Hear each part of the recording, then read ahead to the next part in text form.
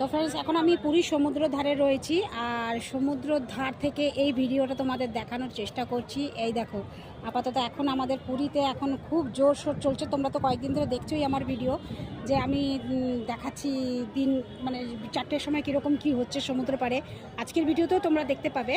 তো এখন আপাতত নেভি দিবস উপলক্ষে এইসব চলছে। আর রাত্রেবেলা জাহাজগুলোর দৃশ্য একবার দেখো, অপূর্ব লাগছে দেখতে। তো ভাবলাম যে তোমাদেরকে হাতছাড়া করাবো না, একদম লাইভেই নিয়ে আসবো আর তোমাদের দেখিয়ে দেবো কত সুন্দর লাগছে দেখতে। দেখো, এটা হচ্ছে আমাদের পুরী সমুদ্র।